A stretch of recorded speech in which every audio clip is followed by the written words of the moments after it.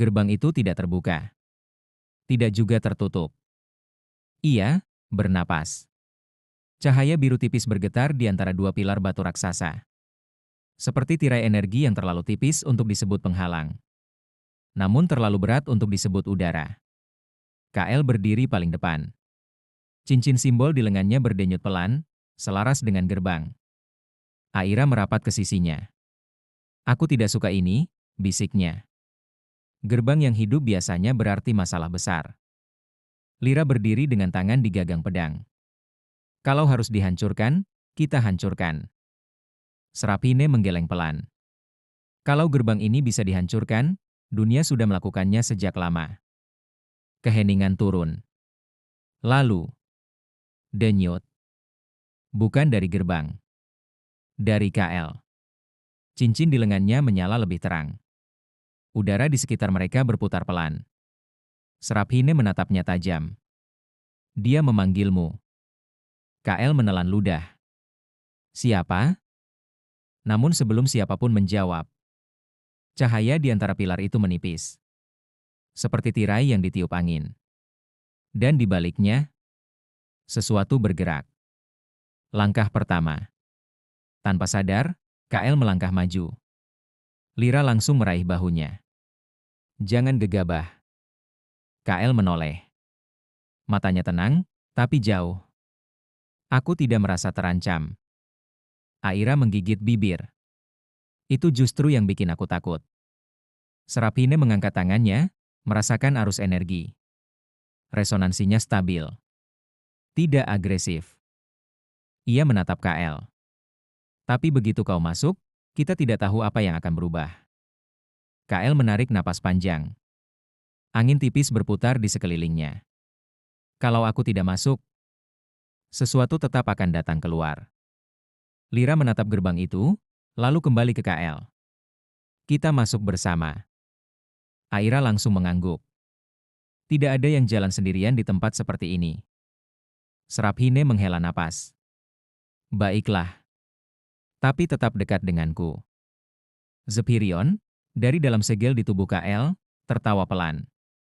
Keputusan yang menarik. KL tidak menanggapi. Ia hanya melangkah maju. Dan menembus cahaya. Dunia di antara. Tidak ada ledakan. Tidak ada cahaya menyilaukan. Hanya keheningan. Langit di tempat itu bukan biru, bukan hitam. Warnanya seperti kaca bening yang retak.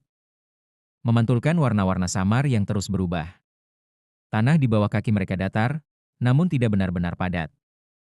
Seperti berjalan di permukaan air yang tidak beriak. Aira menatap sekeliling. Ini bukan dunia nyata. Lira mengangkat pedangnya sedikit. Dan bukan ilusi. Serapine menutup mata, merasakan energi. Ini ruang resonansi. Tempat di antara. KL berdiri diam. Ia merasakan sesuatu di kejauhan. Sebuah suara. Bukan suara dengan kata-kata. Melainkan nada. Nada panjang. Yang terdengar seperti panggilan. Ia melangkah satu langkah ke depan. Aira langsung menggenggam lengannya. Jangan jauh-jauh. KL menoleh. Bisikan dari balik gerbang. Tiba-tiba, riak cahaya itu berubah warna. Dari biru, menjadi keemasan pucat. KL menegang. Ia mendengar sesuatu. Bukan suara keras. Bukan kata-kata jelas. Melainkan bisikan. Nada yang hilang. Telah kembali? KL menggertakkan gigi. Suara itu terasa akrab. Siapa kau? Bisiknya. Lira menoleh. Kau bicara dengan siapa? KL tidak menjawab. Suara itu kembali. Belum waktunya. Namun waktu kita hampir habis. Cincin di lengannya berdenyut lebih cepat. Aira panik. Serapine, lakukan sesuatu. Serapine mengangkat tongkatnya. Cahaya ungu lembut menyelimuti pilar. Segel sementara, serunya. Simbol-simbol kuno di batu meredup perlahan. Riak cahaya di antara pilar mengecil. Lalu menghilang. Keheningan kembali. Namun rasanya berbeda. Seperti sesuatu di balik sana kini tahu jalan keluar. Setelah gerbang, KL menarik napas panjang. Lira menatapnya. Suara itu, apa yang dikatakannya? KL menunduk. Tentang waktu. Aira mengangkat alis. Itu tidak menenangkan sama sekali. Seraphine menatap gerbang itu sekali lagi. Gerbang ini bukan sekadar sisa sejarah. Ia menoleh pada KL. Ini undangan. Undangan kemana? Tanya Lira. Seraphine menjawab pelan. Ke dunia yang hampir kembali. Malam yang berubah.